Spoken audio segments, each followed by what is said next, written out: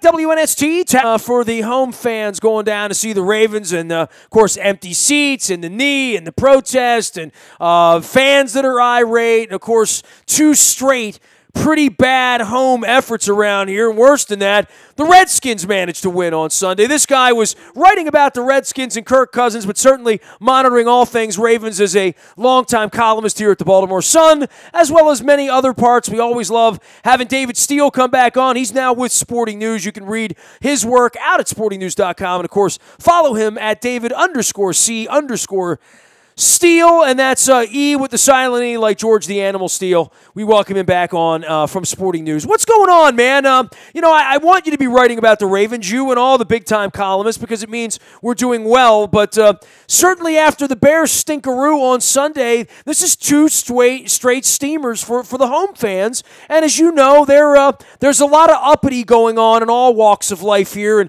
certainly a lot of empty seats and a lot of fans that are upset. It's just a messy, messy time, I think, for the Ravens, for the NFL, and certainly on the field, it was no better on Sunday, David. Yeah, it's kind of weird because it's kind of a microcosm of what's happening with the entire league.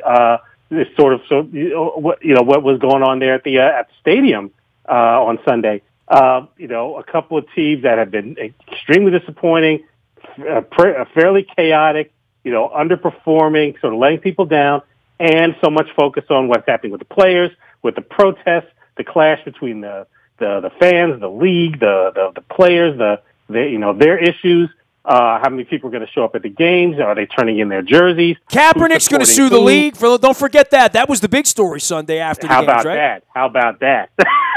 Exactly. And this team, again, they were the central team in that entire drama over the summer and, of course, during part of the regular season. Now, I did not get a chance to see whether Ray Lewis was out there kneeling, standing, praying, or anything like that out at the stadium on Sunday. But I'm sure his name will get stirred up in the middle of all this. But yeah, it's turning into just one of those seasons that when it gets to the end, I think the entire league is just going to exhale and just say, we just want this thing to end and we start over fresh with some other time. And I'm sure that most of the individual teams are going to be thinking the same thing because there's just too much drama and too much, letdowns in one place or another, including on the field. Look, dude, I'll go back and do football with you, right? Because there's plenty of meat on the bone for Flacco, for Harbaugh, for the injuries, for Minnesota this week, and there's plenty of meat on the bone for Odell Beckham and Watt last week, and Rodgers this week, and now it looks like Sam Bradford, may be gone. But I mean, you wrote Silent Gesture. You've written about race and prejudice and politics and sports, and you can't stick to sports, and in this toxic, sort of crazy environment of all the stuff that's going on, you are amongst those that are sneering at Ray Lewis. I don't know that anybody on any side wouldn't be sneering at Ray Lewis at this point. And, dude, you and I went through this for a long time. Many days we gathered in Owings Mills to hear what Ray had to say. Many lockers all over the country in every time zone where we stood at the locker to hear what he had to say. And he's a bit of a Pied Piper to some ends of the locker room, to other ends of the locker room. He was white noise, and he was sort of like that ad removal thing on the web where all the ads are missing. But where he is in 2017, where in about 16 weeks, 18 weeks, he's going to get elected into the Hall of Fame for sure. Next summer, he's going to get inducted. Boy, he's in the middle of all of this in a way you don't want to be in the middle of it because nobody's really sure what he stands for because I don't think anybody thinks he stands for much. It really is a weird spot for the legend of Ray Lewis to have security people having to protect it in front of the stadium, right? Yeah, and that is. You're right. He's, again, sort of encapsulating what's going on. I mean, he's, such a figure of such importance in the league, of course, and obviously in the city and with this franchise. And these are such polarizing issues, and he may be the most polarizing figure in the middle of all this, which is saying a lot. He's on like the Island of Misfit Toys, right? I mean, he's in the middle of nowhere on the issues with the league, running around on television, telling Kaepernick to shut up. And then I'm praying, I'm not kneeling. I mean, dude, I just, what would your column be saying right now if you were the one writing this at the Baltimore Sun in 2017? It's bizarre, right? It is, yeah. And it's actually funny you mention it because honestly, it is times like this where, as much as I enjoy being a sporting news and having the sort of a national platform there, it's times like this where I miss being at the Sun, honestly, and having the having the Baltimore audience and having that Baltimore angle and being able to sort of weigh in on what this all means specifically to this audience, because Ray is just, he's a lot of this and a lot of that, but in the middle of all that, he's not really anything. In a sense. I mean, well, he's not a football player anymore, right? Like, he's made his last tackle, right? I mean, like, literally, there's going to be no more glory or confetti for him. Now it's, what's going to happen? And he talks so much about giving back and being, and I know he's tried that, but every time he says something, it's bad. He's bad on television, right? Like, I think some people are shocked by that. But he's not a very good television analyst, as much as he was a great football player, and in some ways a communicator in a different way, right? I mean, with the team and the way he saw the game of football and the way he played it. Yeah, yeah, and that's the thing. You would think no matter how you felt about him as a player, as a person, I mean, he was pretty, unassailable as a player. But you would have thought that there would be some sort of a role where he would be just the ideal fit in the game of football and in the NFL after his career, and probably with the Ravens. And that just has not been something that has worked out for him, certainly not on TV. And whatever role he plays within this organization and where he stands with Steve Bisciotti and whoever else is in the decision-making roles in this organization, I mean, let's face it. I mean, you mentioned Colin Kaepernick. I mean, and the big news that came out over the weekend is that he's now filed a grievance alleging collusion against the league, and there's almost it's almost 100% chance that somewhere in that document Ray Lewis's name is going to come up because of the role he played with the Ravens on TV, the things he has said, and the things he's alleged, and where he's intersected with things here and there. And it's like, is this really what your legacy is going to end up being with all of this? And again, this is a battle between who's going to be on the right side of history and who's going to handle these events the right way, and who really has faith that Ray is going to be on the right side and will have ended up handling things the right way. It really feels like there's going to be two sides to history here, right? I mean, literally, we're starting to go in that direction. There's going to be two. There's going to be a truth and a fake truth, and it's going to be like that story, his story, her story, and the truth. There's going to be three sides to every story, I guess, right? Yeah. Yeah, no, that probably defines it as well as anything. Dude, back onto the field, aside from the kneeling and the national anthem and the Ravens looking like garbage, and we will tear into that in a minute, and even the Chiefs falling from the mighty and Mercury Morris and those creeps down in Miami doing the champagne dance. The league lost Aaron Rodgers on Sunday. The league lost J.J. Watt last week. The league lost Odell Beckham. The league is the big loser when its best players aren't making it onto the field, and it's been strange. I don't want to say bad luck, maybe bad karma. I mean, certainly people in these parts have been looking to, be pissed at the NFL ever since it came back here. The people that are boycotting now and stuff. I've been talking to all sorts of bar owners and various public figures here and people that run businesses and, the right side of the issue and the left side of the issue and all of that stuff. But the league needs a better product on the field. That's very, very hard to do when Aaron Rodgers is gone and J.J. Watt's gone because, Mitch Trubisky's not ready. You know what I mean? And I don't know that Kirk Cousins is a star, right? Right. No, absolutely. And that it's damaging. And we've seen it creeping along in a lot of different ways. We've talked a lot about the ways that the product on the field has been diminished over the years. And a lot of it has had to do with the health of the players, of key players, the massive volume of injuries, the severity of injuries, just the way that they have affected, the playoff races and who ends up going all the way. But it's hard to remember a time where this many in this short amount of time of this magnitude have gone down. I mean, people just went into shock when it really sunk in that Aaron Rodgers was probably going to be out for the entire season, especially after what we just saw in the Cowboys game last week. That was Aaron Rodgers at his absolute best. This is what, any fan, sport executive, TV programmer, lover of the game would dream of. You want to see great. You want to see something great happen, right? Yes. That's something they're going to remember forever. When they think of him, they're going to think of those moments. You know, you're the same way with J.J. Watt. You're the same way with Odell Beckham. And, all of a sudden, just like that, in the span of like a week or two, all those players are gone. And you're counting on, whatever the next generation of star is, and it really has not developed yet. You know and what? That hurts no matter what. You know what's man? But David Steele joining us here. He's David_C_Steele. He is a writer at Sporting News and longtime columnist at the Baltimore Sun.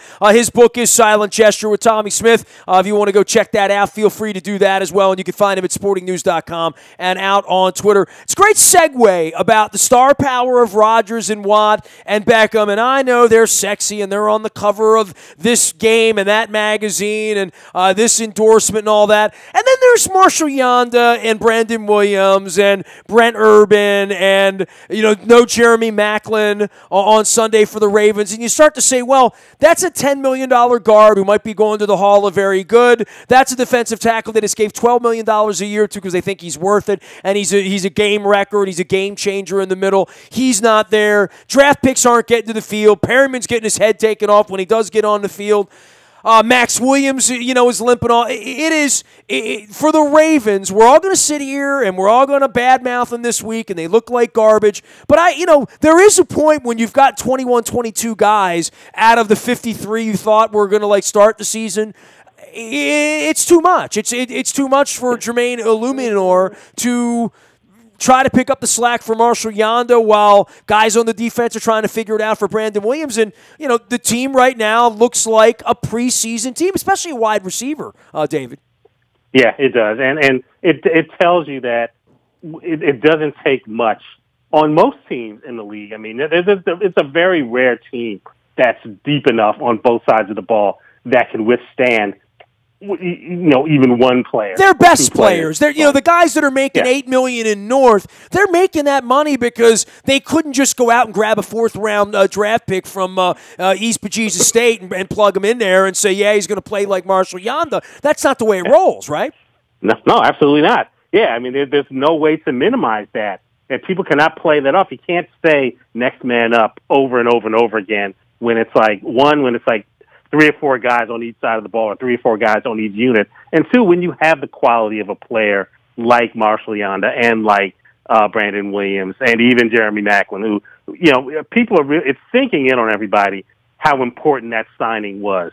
And I think everybody got it at the time that he signed here, and everyone realized wow, that makes such a big difference on a team. And you saw glimpses of it, obviously, opening week. Had the big play that sort of broke things open and got things flowing.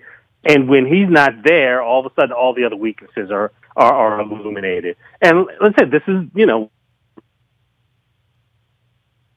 everything gets frustrated because the losing piles up and the embarrassing, performances, especially at home, pile up. And there's only so many times you could tell the fan base, it's injuries, because they start getting jaded. They start saying, well, every team gets injured, which is true, but it's still a fact. You can't get around that. They don't have that. They don't have enough players and enough depth and enough just pure talent to just stick a guy in and replace a guy who's, all pro every single year. He's on the offensive line. I mean, it's all a domino effect, and it ends up going throughout the one unit and then the other, and you look up, and they're losing to the Chicago Bears. They should not lose to the Chicago Bears at home. Well, yeah, let's talk about the ugliness of that on the back end of the Steeler thing, on the back end of looking pretty decent against Oakland, and now Oakland's lost to the Chargers.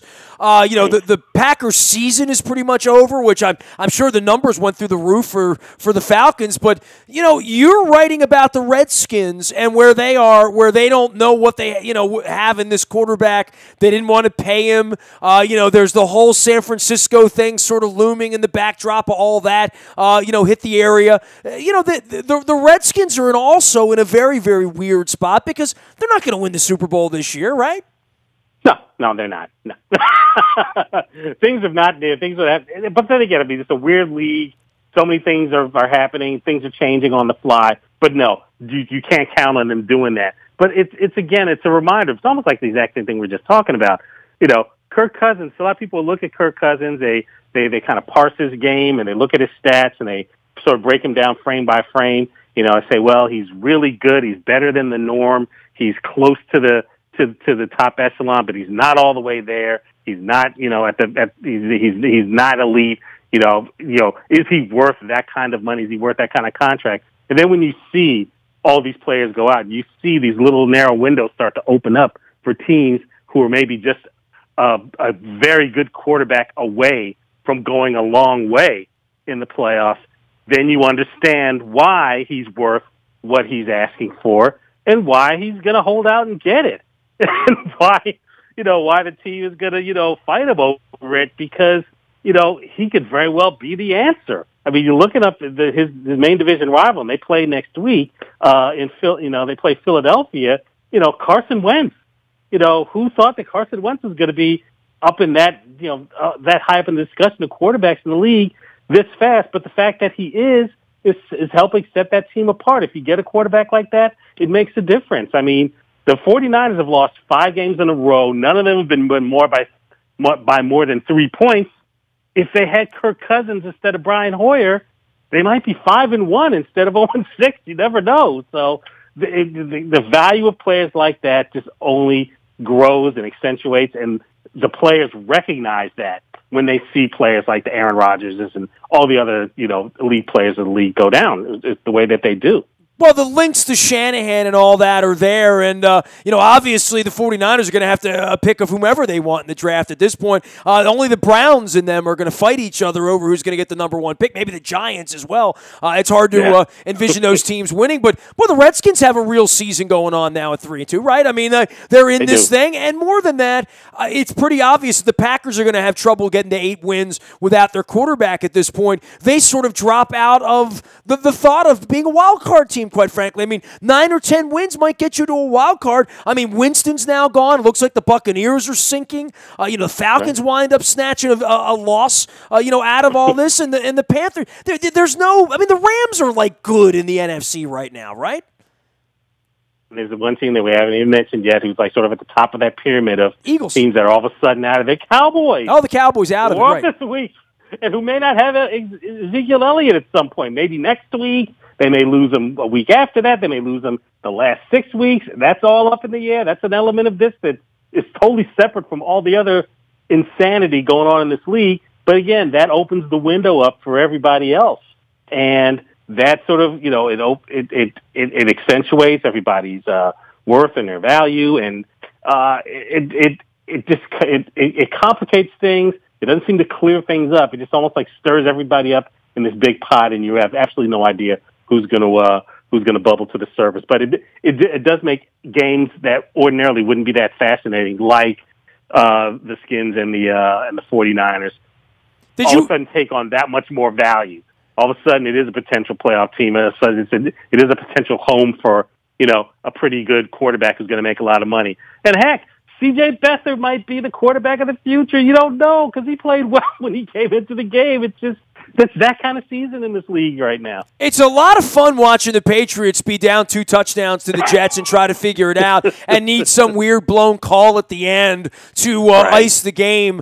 The fall of the Patriots is delicious to anyone who has followed it, but the fall means they're 4-2 right now. It just means they're going to go 12-4. They're not going to go 16-0, right? And then you're still going to have to contend with them in January. And I don't know that they're going to be giving up 40 points a game in January.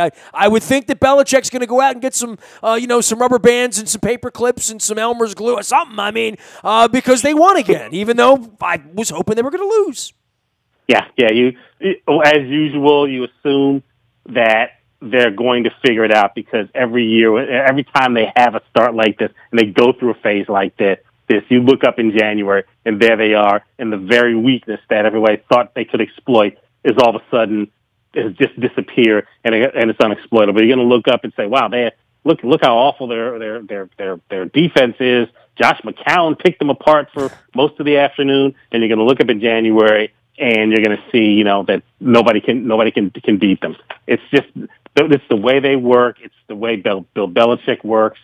Yeah, so it is strange to think that like they're in this deep chasm. They're in big trouble. They're vulnerable. Somebody's going to sneak up and catch them. And yet, yes, they're 4-2, they're in first place.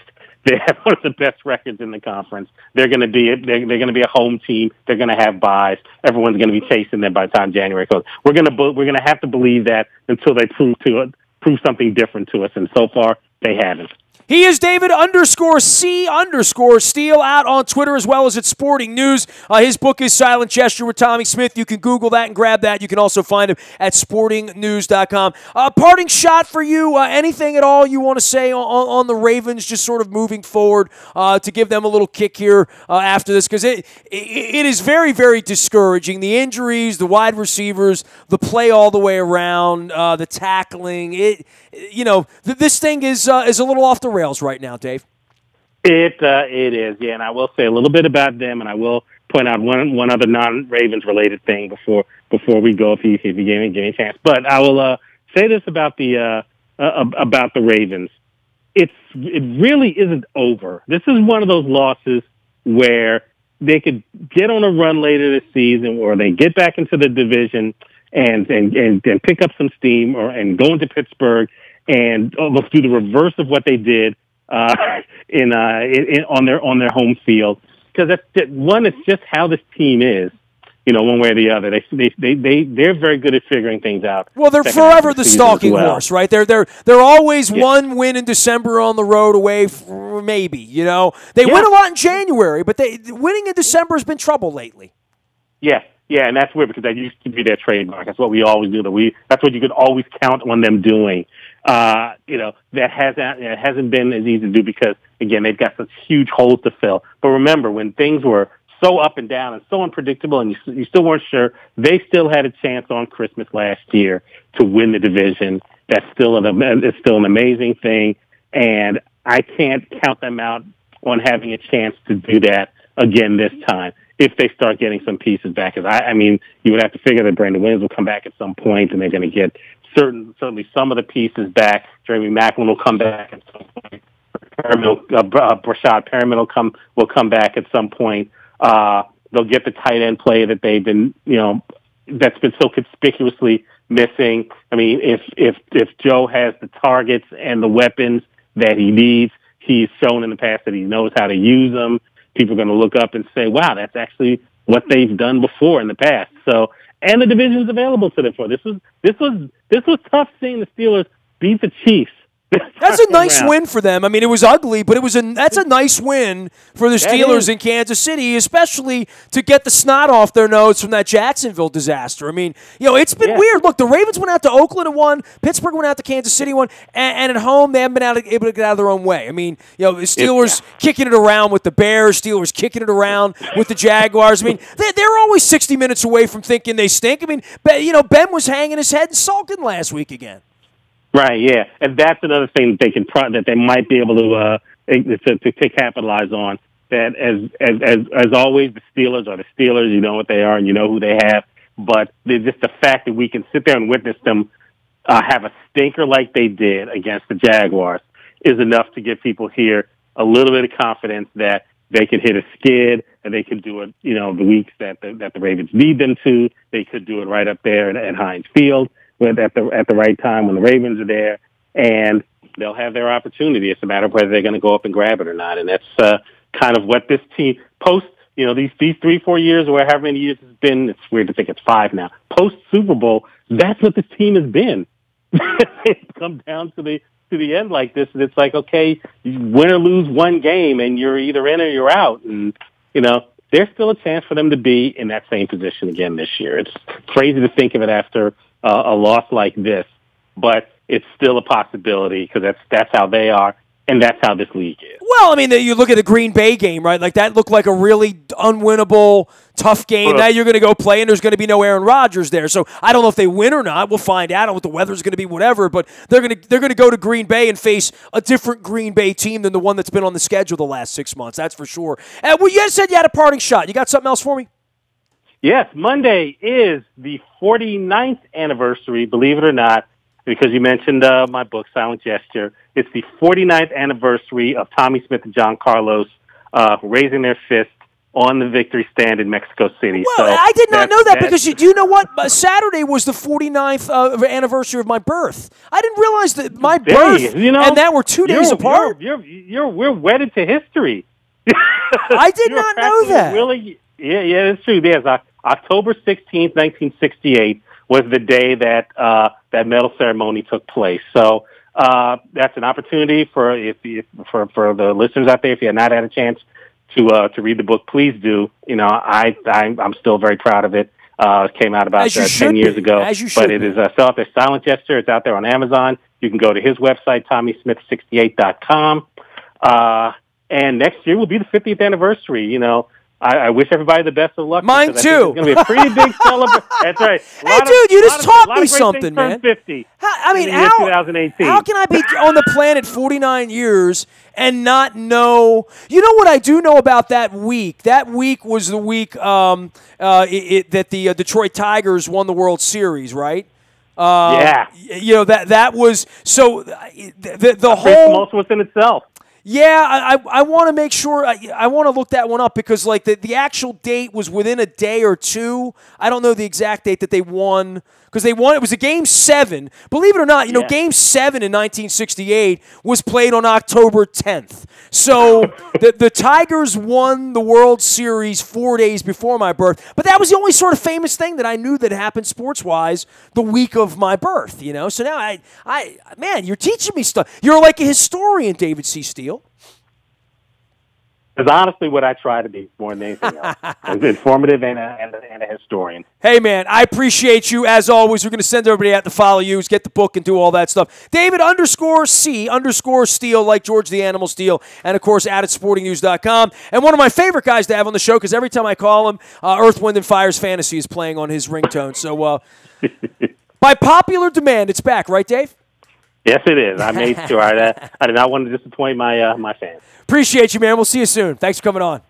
Thank you. You got it. David Steele at Sporting News. You can find me out in the BuyAToyota.com audio vault 24 hours a day from anywhere in the world on your mobile device. Just download the TuneIn Radio app. We do come in crystal clear from anywhere in the world. Our morning newspaper delivers to your email inbox at 7 a.m. each and every morning. It's all powered up by Planet Fitness and PlanetFitness.com. You go to PlanetOfTriumphs.com to learn more about everything they do there and get yourself in the best shape that you've ever been in, especially with this eggnog season coming. All this pumpkin spice is one thing, but the eggnog, once that gets a hold of me, going to need some Planet Fitness. Last but never least, breaking news happens first on the WNST tech service on your mobile device. It's all brought to you by our friends at Coons Ford of Security Boulevard. Dennis will be here on Thursday, driving you home, getting you ready for Minnesota this weekend. So we're going to be getting a lot of Minnesota Vikings folks on. We got baseball with the American and National League Championship Series, World Series ahead. Terps are going to Wisconsin this week. We got hockey in progress, the NBA around the corner, and plenty of topicality,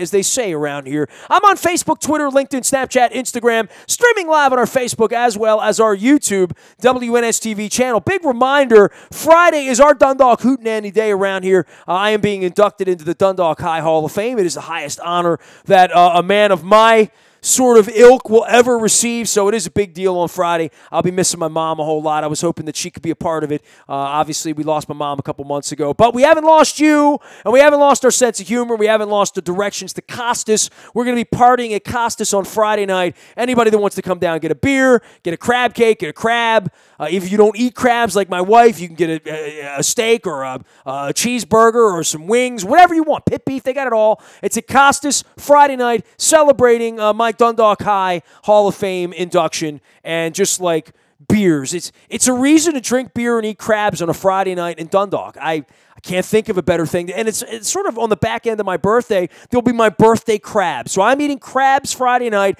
at Costas, and you're invited. Come on by. If I could find my high school ring, I'd wear the damn thing, but I don't know where it is. So there. But I'll have my Dundalk High jacket on.